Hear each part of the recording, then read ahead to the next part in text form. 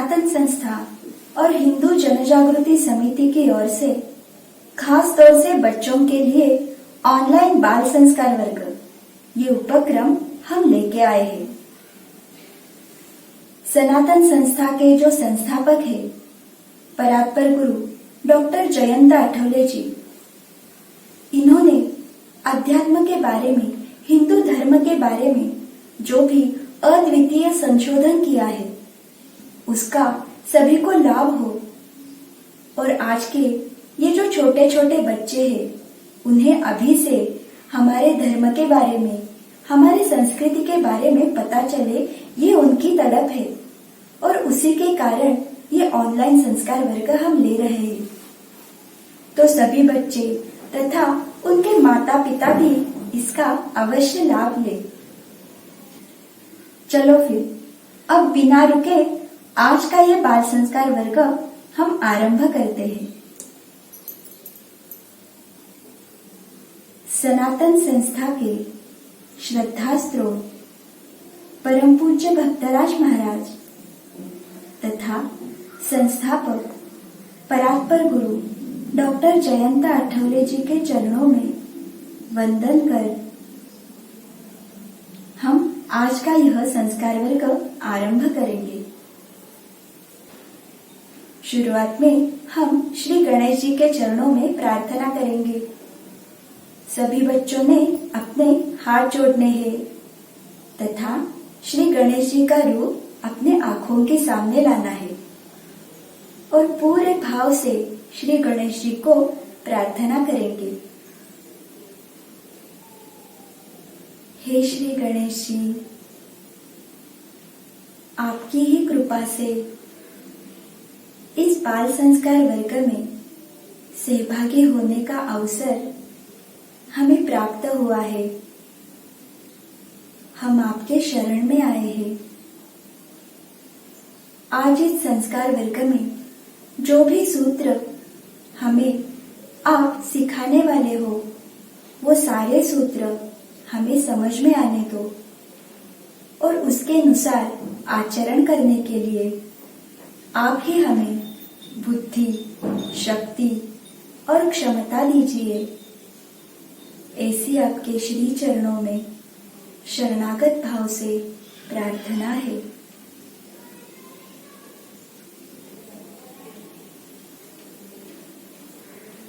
अब हम श्री गणेश जी का श्लोक कहेंगे। वक्रतुंड महाकाय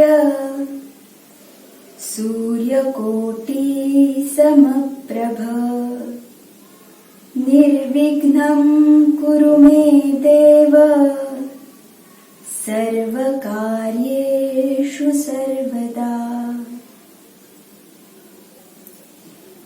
इस श्लोक का अर्थ है गलत मार्ग पर चलने वाले दुर्जनों का नाश करने वाले सर्वशक्तिमान, कोटि सूर्यों का तेज धारण करने वाले हे श्री गणेश जी, आपकी कृपा से मेरे सर्व कार्य बिना किसी बाधा के सफल हो, ऐसी आपके चरणों में प्रार्थना है। बच्चों, आपको ये संस्कार वर्ग बहुत अच्छा लग रहा है और उसे आप पूरा मन लगाकर सुन रहे हो। ये सब कुछ सच है ना? क्योंकि ये हमें सारा पता चल रहा है वो आपके कमेंट से। आप हमें जो भी चैट बॉक्स में आपके अनुभव, प्रतिक्रिया बता रहे हो ना, उसके कारण ये पता चल रहा है। ये सारा भगवान की कृपा से ही हो रहा है। चलो फिर आज किन किन बच्चों ने हमें उनकी प्रतिक्रियाएं भेजी है तो वो हम आज देखने वाले हैं।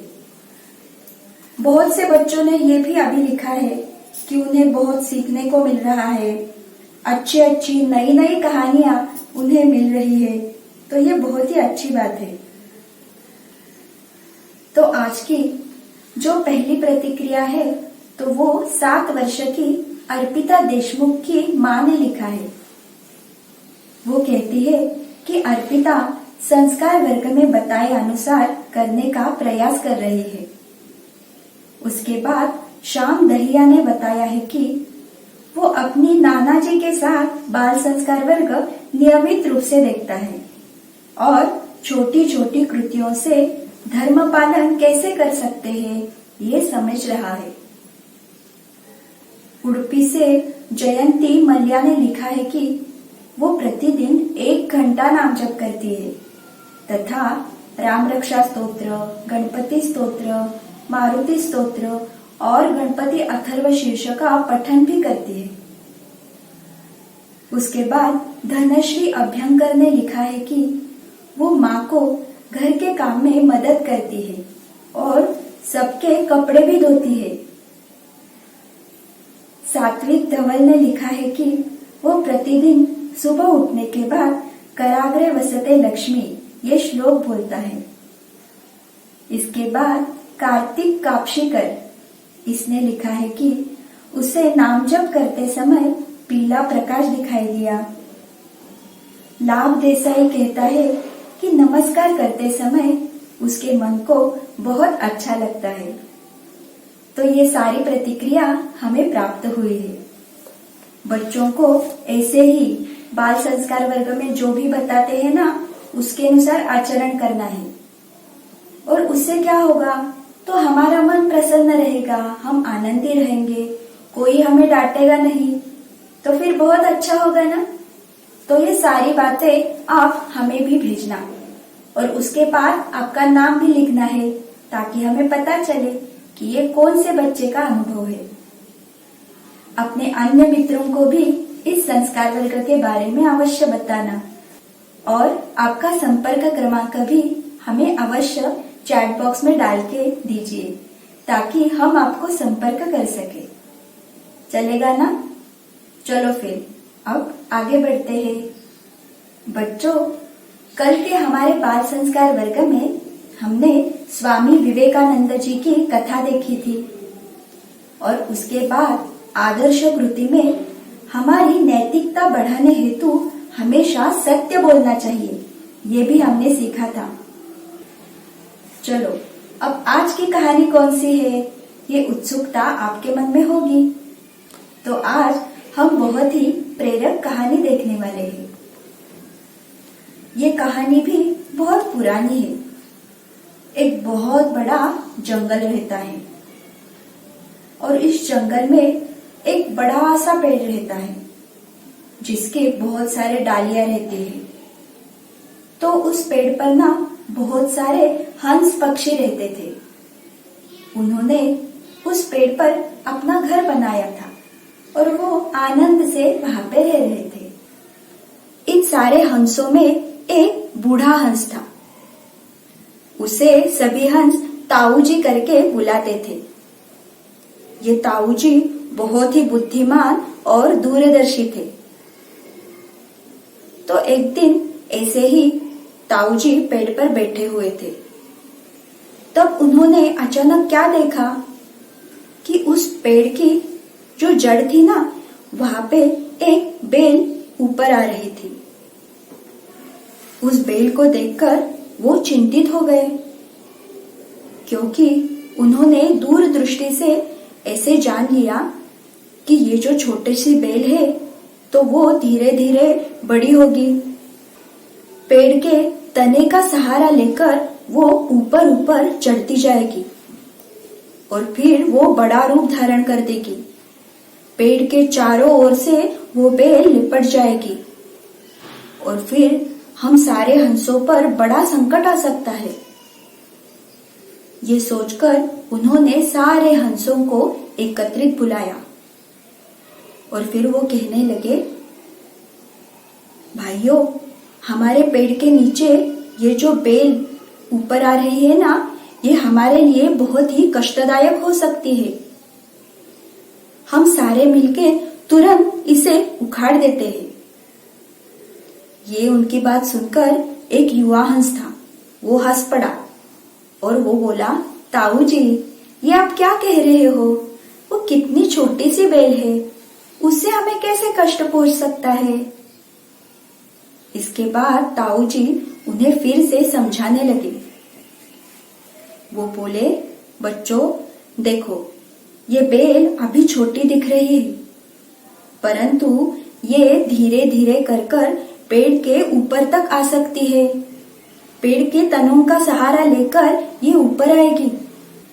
पेड़ के चारों ओर से वो इस तरीके से लिपट जाएगी कि एक सीढ़ी ही बन जाएगी और फिर कोई भी व्यक्ति आसानी से पेड़ पर चढ़ के आ सकता है और हमारा प्राण भी जा सकता है। इसीलिए अभी ही हमें इसे नष्ट करना चाहिए। ये बात सुनकर भी एक भी हंस को ये सत्य नहीं लगा। उनको लगा इस छोटे से बेल से हमें कैसे कष्ट हो सकता है, उसकी सीढ़ी थोड़ी ही बनेगी। ऐसे कहकर वो सारे हंस ताऊ जी की बात नहीं मानते। फिर क्या, ऐसे ही ताऊ जी शांत हो जाते हैं। ऐसे ही दिन निकल रहे थे। सभी हंस का दिनक्रम हो रहा था, बाहर जाना और फिर शाम को घर पे वापस आना, ऐसे उनका चल रहा था। परंतु यहाँ पे जो छोटी बेल थी ना, वो धीरे धीरे पेड़ के चारों ओर लपेटते लपेटते हुए उनके घर तक आ पहुंची थी और इसका किसी को भान ही नहीं था। एक दिन ऐसे ही सारे हंस दाना चुगने के लिए घने जंगल में गए थे। तभी उसी वक्त एक शिकारी वहां पे आया और उसने देखा कि वहां पे पक्षियों का घर है और हम आसानी से उधर तक जा सकते हैं क्योंकि ये बेल की सीढ़ियां यहाँ पे बनी हुई है। तो वो शिकारी धीरे धीरे उस घर तक पहुंच जाता है और वहां पे उनके घरों के ऊपर वो अपना सारा जाल बिछा देता है और वापस चला जाता है। अब शाम हो जाती है। सारे हंस दाना चुगकर फिर अपने घरों में वापस आ रहे थे। जैसे ही वो अपने पेड़ के ऊपर घरों में बैठ गए, वैसे ही सारे हंस पक्षी उस जाले में अटक गए। अब क्या करेंगे? सारे हंस एक दूसरे की ओर देखने लगे। तब उन्हें अपनी भूल समझ में आई। अब हम क्या करेंगे? इस जाल से कैसे बाहर निकलेंगे? इससे वो बहुत ही चिंतित हो गए। सभी हंसों को तब ताऊ जी की बात याद आ गई। अगर हमने तभी ही ताऊ जी की बात सुनी होगी ना, तो अब हमारे प्राण बच गए होते। परंतु अब क्या करें? तो फिर से एक हंस होता है ना, वो ताऊ जी से बोलता है, उनकी क्षमा मांगता है और कहता है, ताऊ जी हमें क्षमा कीजिए, हमसे भूल हो गई। हमने उस वक्त आपकी बात नहीं मानी और इसी के कारण अभी हमारे प्राण संकट में आ गए हैं। परंतु अब हमें क्या करना चाहिए? हम हमारे प्राण कैसे बचाए? कृपया आप हमें मार्गदर्शन कीजिए। ऐसे बोलने के बाद ताऊ जी ने उसका सारा कहना सुना।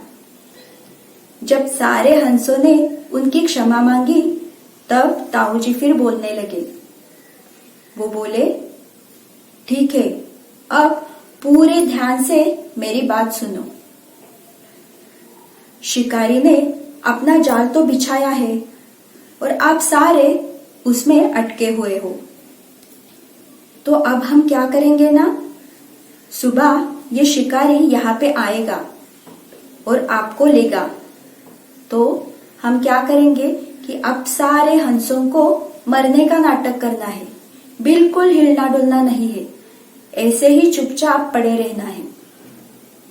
तो फिर उस शिकारी को क्या लगेगा कि आप सारे मर गए हो और फिर वो धीरे धीरे एक एक हंस को लेके फिर धरती पर रखेगा। ऐसे करते करते हुए जब आखिरी हंस को वो धरती पर रखेगा ना, तब मैं जोर से सीटी बजाऊंगा और मेरी सीटी की आवाज सुनते ही सारे हंसों को इकट्ठा उड़ना है। ठीक है, ये आसान है बिल्कुल। तो सभी हंसों को थोड़ा अच्छा लगा कि अब तो हमारे प्राण बच जाएंगे। फिर अगले दिन सुबह हो जाती है। सारे हंस ताऊ जी के बताए अनुसार पड़े रहते हैं, जैसे कि वो मर गए हैं, ऐसा नाटक वो करते हैं। फिर कुछ ही समय में वो शिकारी वहां पे आ जाता है और वो बेल की जो सीढ़ी बनाई थी उस पर चढ़ के वो उनके घरों तक पहुंच जाता है। सारे पक्षियों को देखकर उसे लगता है ये सारे तो मर गए हैं, तो उसे भी आनंद होता है, अच्छा हुआ। और फिर जैसे ताऊ जी ने बताया था वैसे ही वो करने लगा। एक एक हंस को निकालकर वो धरती पर रखने लगा और जब उसने आखिरी हंस को धरती पर रखा तब ताऊ जी ने सीटी बजाई और फिर सारे हंस पक्षी एकत्रित होकर उड़ गए। उस शिकारी को तो कुछ पता ही नहीं चला, वो सारा ये प्रकार देखता का देखता ही रह गया। तो देखा ना कि जो ताऊ जी थे उनकी बुद्धिमानी, उनका अनुभव, इसके कारण सारे हंसों का प्राण बच गया था। बच्चों, कहानी अच्छी लगी ना? तो इस कहानी से हम क्या सीखेंगे? हमेशा बड़े लोग जो भी हमें बताते हैं वो हमें सुनना है और सिर्फ सुनना नहीं है तो उसके अनुसार हमें कृति करनी है, उसके अनुसार आचरण करना है। क्योंकि बड़े लोग जो भी बोलते हैं ना वो हमारे भले के लिए ही बोलते हैं, उससे हमारा अच्छा ही होता है। इसलिए कभी वो जो बोलते हैं उसे अनदेखा नहीं करना चाहिए। ऐसे सभी बच्चे करेंगे ना, क्योंकि बड़े लोगों को कुछ तो अनुभव रहता है, उनको पता होता है कि क्या होने वाला है।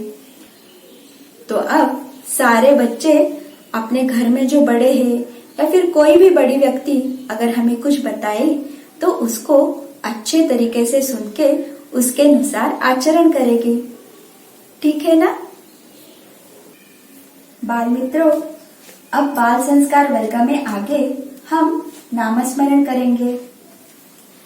सभी बच्चों को नाम जप करने से बहुत ही अच्छी अनुभूति आ रही है। तो ऐसा ही आनंद मिलने के लिए हम अब नाम जप करेंगे। सभी अपने हाथ जोड़ेंगे, आंखें बंद करेंगे और पूरी एकाग्रता के साथ श्री गणेश जी का रूप आंखों के सामने लाएंगे और फिर मन ही मन में हम नाम जप करेंगे। ओम गं गणपतये नमः। ओम गं गणपतये नमः। ओम गं गणपतये नमः। ओम गं गणपतये नमः। ओम गं गणपतये नमः। ओम गं गणपतये नमः। ओम गं गणपतये नमः। ओम गं गणपतये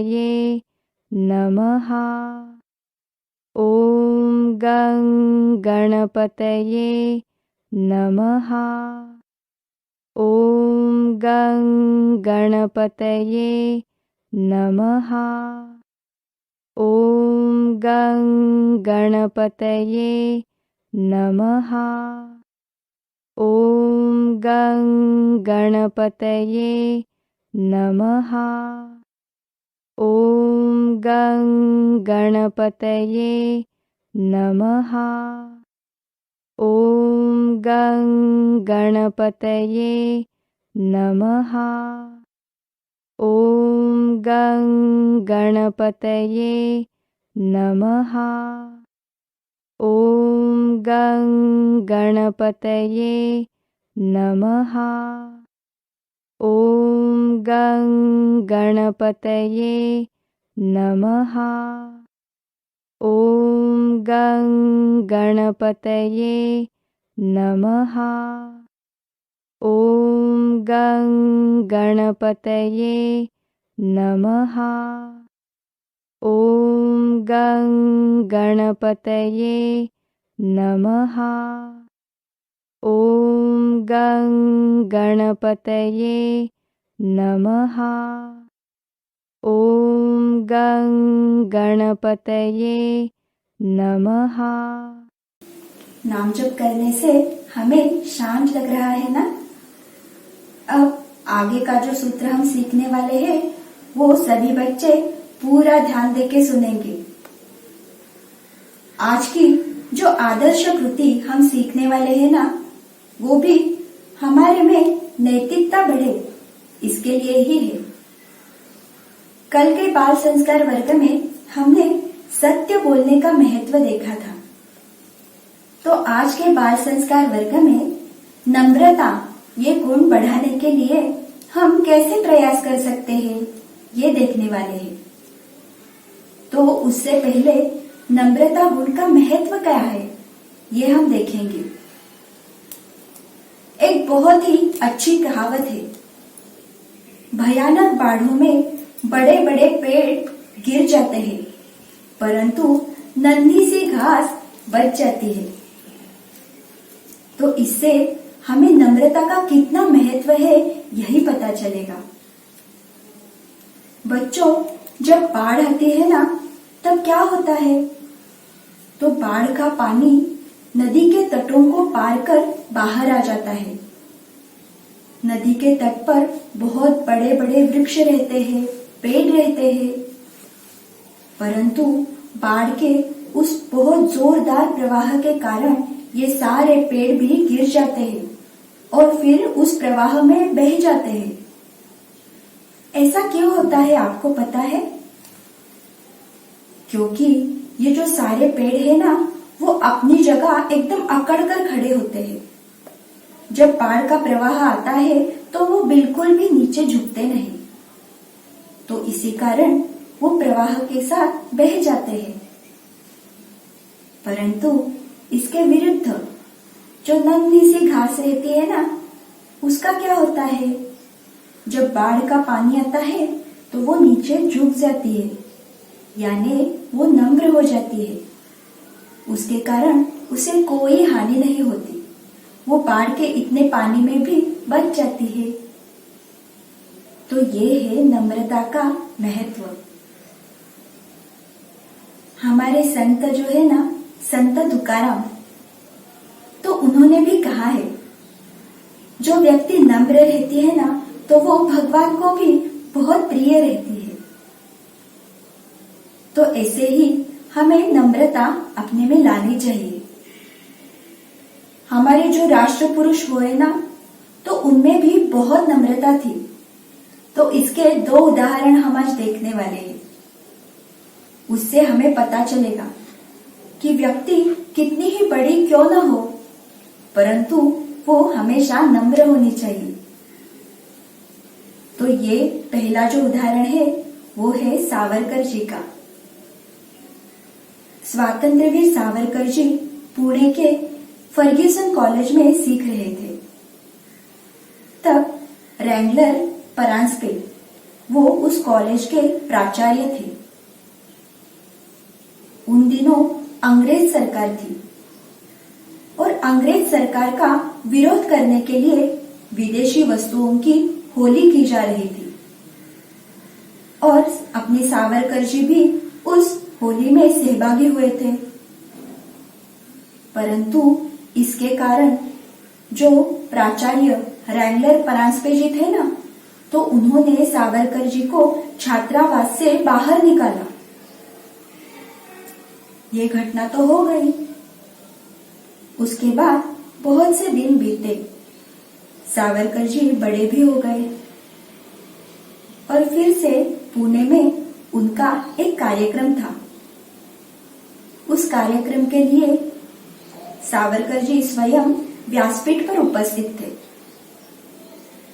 और वो जब व्यासपीठ पर पहुंचे ना, तब उन्होंने देखा कि उनके जो प्राचार्य थे ना, रैंगलर परांजपे जी, तो वो नीचे श्रोताओं में बैठे हुए हैं। ये जब उन्होंने देखा तो सावरकर जी स्वयं व्यासपीठ से नीचे आए। उन्होंने रैंगलर परांजपे जी के चरण स्पर्श किए और उन्हें वो बोलने लगे, गुरुवर, आप यहाँ नीचे बैठे हो और मैं ऊपर मंच पर जाकर कुछ बोलूं, ये तो बिल्कुल अच्छी बात नहीं है। आप मुझसे श्रेष्ठ हो, ज्ञानी हो, तो आप मेरे साथ व्यासपीठ पर चलिए। ऐसे कहकर बहुत ही नम्रता पूर्वक वो अपने गुरुजी को यानी रैंगलर परांजपे जी को अपने साथ ही व्यासपीठ पर लेके गए और उन्हें अपने पास वाले आसन पर उन्होंने बैठाया और बाद में फिर उनका जो कार्यक्रम था वो आरंभ हुआ। तो इस घटना से हमें सावरकर जी कितने नम्र थे, उनमें कितनी विनम्रता थी, ये पता चला। हमें भी ऐसे ही नम्र रहना चाहिए। अब हम और एक उदाहरण देखेंगे। वर्ष 1959 में पुणे के फर्ग्यूसन महाविद्यालय का अमृत महोत्सव था, यानी कॉलेज को स्थापित होके 75 वर्ष पूरे हुए थे और उसके लिए वहां पे एक बड़े कार्यक्रम का आयोजन किया था और उस कार्यक्रम के लिए हमारे जो पहले राष्ट्रपति थे राजेंद्र प्रसाद जी, वो स्वयं वहां पे आए थे। राजेंद्र प्रसाद जी जब इस कार्यक्रम के लिए व्यासपीठ पर पहुंचे तब उनके ध्यान में एक बात आई। वहां व्यासपीठ के नजदीक ही महर्षि अन्ना कर्वे बैठे थे। तो जब उन्होंने उनको देखा तब राजेंद्र प्रसाद जी स्वयं व्यासपीठ से नीचे आ गए और उन्होंने नतमस्तक होकर अन्ना कर्वे जी को नमस्कार किया और बाद में वो व्यासपीठ पर वापस गए और फिर कार्यक्रम का आरंभ हुआ। डॉक्टर राजेंद्र प्रसाद जी स्वयं राष्ट्रपति थे और वे बहुत ज्ञानी भी थे, परंतु उनमें नम्रता होने के कारण ही वे स्वयं नीचे उतरकर उन्होंने महर्षि अन्ना कर्वे जी को अभिवादन किया। तो यही नम्रता का महत्व है। व्यक्ति कितनी भी बड़ी हो, परंतु अगर उसमें नम्रता हो तो वो बहुत ही अच्छा गुण उसमें रहता है। अब ये महत्व तो हमने जान लिया, परंतु अब अपने में नम्रता कैसे लाएंगे, कैसे बढ़ाएंगे, ऐसे आपको लगा होगा। तो अब वो देखेंगे हम कि नम्रता हम कैसे अपना सकते हैं, किस कृति के द्वारा हम नम्रता ये गुण अपने में ला सकते हैं। तो पहली बात तो ये है कि नम्रता हमारी जो बोलचाल रहती है, हमारा जो व्यवहार रहता है, तो उससे नम्रता प्रतीत होती है, उससे नम्रता दिखाई देती है। जो व्यक्ति नम्रता से बोलती है, जो व्यक्ति नम्रता से व्यवहार करती है, तो वो सभी को अच्छी लगती है ना। तो इसके लिए हमारी बोलचाल कैसी है, हम खड़े कैसे रहते हैं, हम कैसे व्यवहार करते हैं, इन सारी बातों पर नम्रता निर्भर करती है। अब ये कैसे, तो ये हम एक उदाहरण के द्वारा देखेंगे। पहले वाले संस्कार वर्ग में हमने आत्मनिर्भरता ये गुण सीखा था। तो कैसे होता है ना कि एक आध बच्चा रहता है तो उसने तय किया कि मैं अब आत्मनिर्भर बनूंगा और पाठशाला का खाने का डिब्बा मैं स्वयं से ही भरूंगा, ऐसे उसने तय किया होता है। परंतु ऐसे हो सकता है ना कि कभी हमें कुछ तो जल्दी हो, जैसे हमें साइकिल में हवा भरवानी हो, इसलिए हमें जल्दी जाना है और हम खाने का डिब्बा स्वयं से नहीं भर पाएंगे। तब उस वक्त हम कैसे करते हैं, तो हम बाहर से ही चिल्लाकर माँ से बोलते हैं कि माँ जल्दी से मेरा डिब्बा भरो, आज मैं नहीं कर पाऊंगा, ऐसे वैसे हम बोलते हैं। तो हम आत्मनिर्भरता ये गुण अपने में ला रहे हैं, ये बात तो अच्छी है। परंतु अगर हमें कुछ अड़चन हो, कुछ कष्ट हो, तो उसे कैसे बताएंगे, ये हम नम्रता इस गुण से सीख सकते हैं। तो अब इसी प्रसंग में हमें क्या करना होगा? तो हम माँ के पास जा सकते हैं। माँ काम करती रहती है ना, तो फिर उसके पास जाकर हम कहेंगे, माँ आज मेरा खाने का डिब्बा आप भर सकती हो क्या? मुझे आज थोड़ी सी देर हुई है और जाते जाते साइकिल में हवा भी भरवानी है, तो आप आज मेरा डब्बा भरेंगे क्या? तो अगर आप इतनी नम्रता से पूछेंगे तो माँ तो आसानी से डिब्बा भर के ही देगी। और उसके साथ आपने इतने विनम्रता पूर्वक पूछा, इसलिए माँ बहुत ही प्रसन्न हो जाएगी। पता चला ना आपको कि वही बात रहती है, परंतु आप वो कैसे बोलते हो, तो उस बोलने पर नम्रता है या नहीं है, ये हमें पता चलता है। तो ऐसे ही हमें दूसरी जगह पर भी करना है। हम कैसे बोलते हैं वो हमेशा हमको हमारे ऊपर ध्यान रखना चाहिए, ठीक है। अब बाद में हम और क्या कर सकते हैं? हम घर में हमारे माता पिता है या फिर पाठशाला के शिक्षक रहते हैं, तो उनके साथ तो नम्रता पूर्वक बोलते हैं। परंतु हमारे पाठशाला के जो चपरासी काका रहते हैं या फिर पाठशाला के छोटे या बड़ी कक्षा के जो विद्यार्थी रहते हैं ना, उनके साथ भी हमें नम्रता पूर्वक ही व्यवहार करना चाहिए। और उसके बाद हमें और भी जो हमारे घर पे अतिथि आते हैं, उनके बच्चे आते हैं, तो उनके साथ उनका हास्य मुख से स्वागत करना है।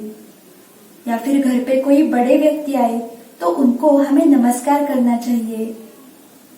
और सबसे महत्वपूर्ण बात यह है कि सिर्फ अड़चन के समय नहीं, परंतु सदा सर्वदा ही हमें सभी के साथ नम्रता पूर्वक ही बोलना है।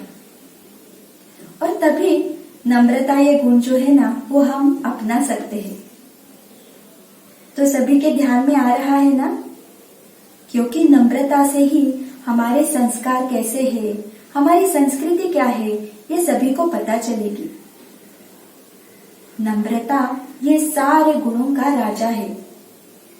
इसलिए हम कितने भी बड़े हो जाए, हम कितने भी पढ़े लिखे, परंतु हम नम्रता कभी नहीं छोड़ेंगे।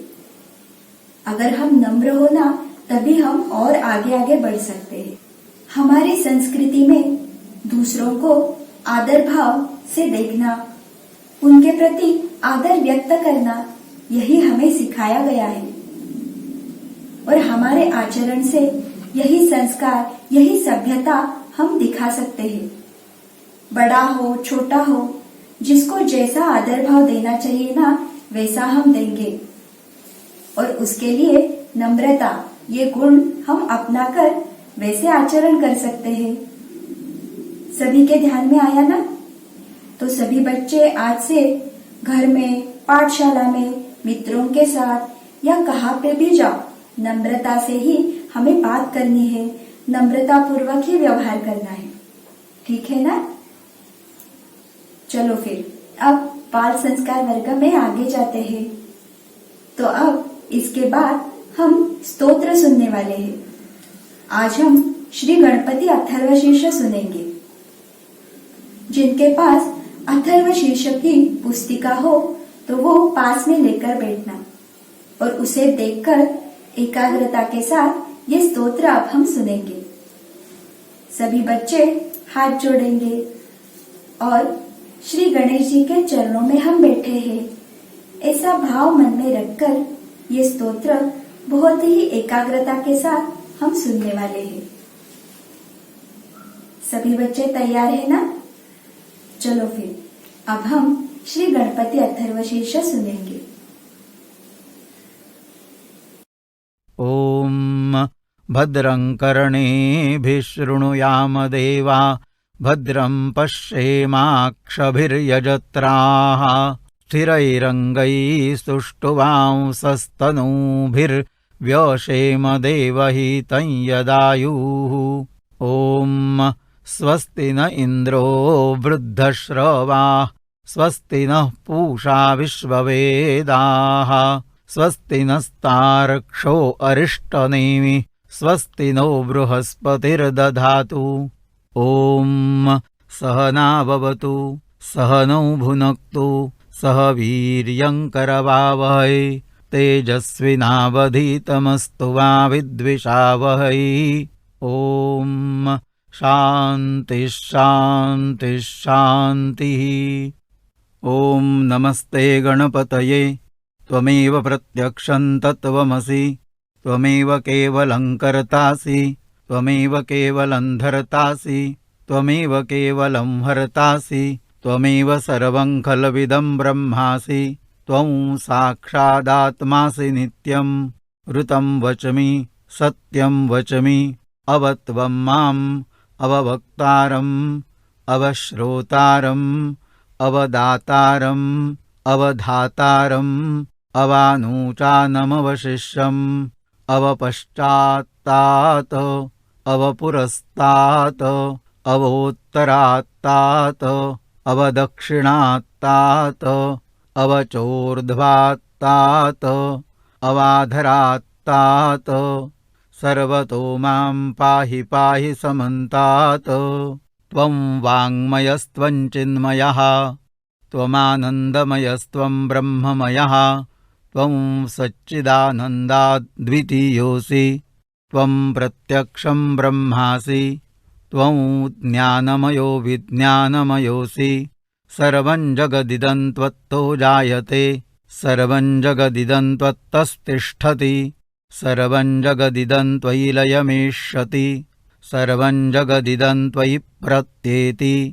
त्वं भूमिरापो नलो निलो नभः त्वं चत्वारि वाक्पदानि त्वं गुणत्रयातीतः त्वं देहत्रयातीतः त्वं कालत्रयातीतः त्वं मूलाधारस्थितोऽसि नित्यं त्वं शक्तित्रयात्मकः त्वां योगिनो ध्यायन्ति नित्यं त्वं ब्रह्मा त्वं विष्णुस्त्वं रुद्रस्त्वमिन्द्रस्त्वमग्निस्त्वं वायुस्त्वं सूर्यस्त्वं चन्द्रमास्त्वं ब्रह्मभूर्भुवस्वरों गणादिं पूर्वमुच्चार्य वर्णादिं तदनन्तरम् अनुस्वारः परतरः अर्धेन्दुलसितं तारेण रुद्धम् एतत्तव मनुस्वरूपं गकारः पूर्वरूपम् अकारो मध्यमरूपम्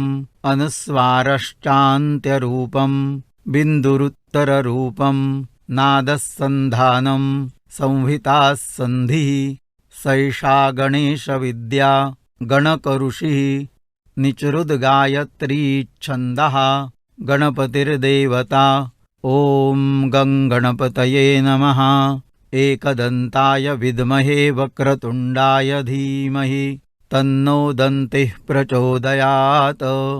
एकदन्तं चतुर्हस्तं पाशमङ्कुशधारिणं रदं च वरदं हस्तैर्बिभ्राणं मूषकध्वजम् रक्तं लम्बोदरं शूर्पकर्णकं रक्तवाससं रक्तगन्धानुलिप्ताङ्गं रक्तपुष्पैः सुपूजितं भक्तानुकम्पिनं देवं जगत्कारणमच्युतम् आविर्भूतं च सृष्ट्यादौ प्रकृतेः पुरुषात् परम् एवं ध्यायति यो नित्यं स योगी योगिनां वरः। नमो व्रातपतये नमो गणपतये नमः प्रमथपतये नमस्ते अस्तु लम्बोदरायैकदन्ताय विघ्ननाशिने शिवसुताय श्रीवरदमूर्तये नमः।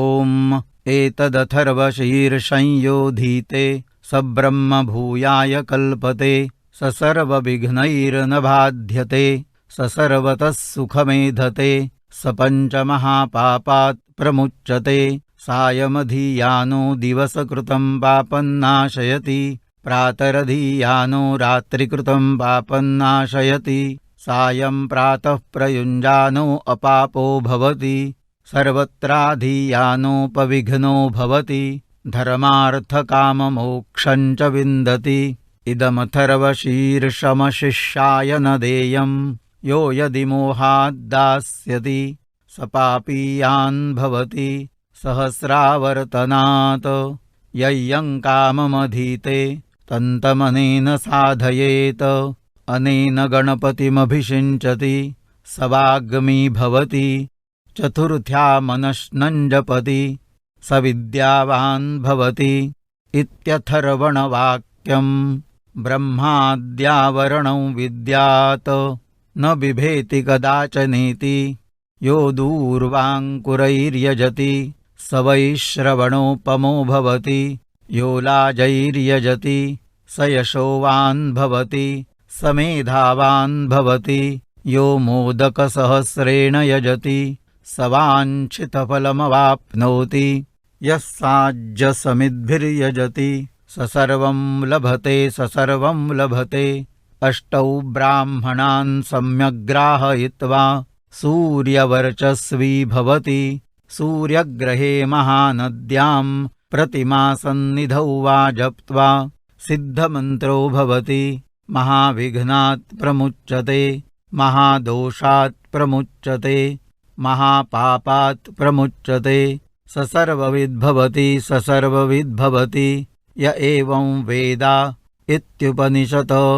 ॐ भद्रं कर्णेभिः शृणुयाम देवा भद्रं पश्येमाक्षभिर्यजत्राः स्थिरैरङ्गैः सुष्ठुवांसस्तनूभिर्व्यशेम देवहितं यदायुः। ॐ स्वस्ति न इन्द्रो वृद्धश्रवाः स्वस्ति नः पूषा विश्ववेदाः स्वस्ति नस्तार्क्ष्यो अरिष्टनेमिः स्वस्ति नो बृहस्पतिर्दधातु। ॐ सहना भवतु सहनौ भुनक्तु सह वीर्यं करवावहै तेजस्विनावधीतमस्तु मा विद्विषावहै।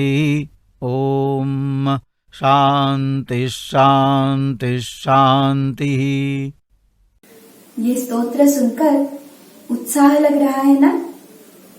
तो सभी बच्चे घर पर भी ये स्तोत्र नियमित रूप से कह सकते हो। चलो आज के फिर संस्कार वर्ग में हमने क्या देखा, कौन सी कहानी देखी थी?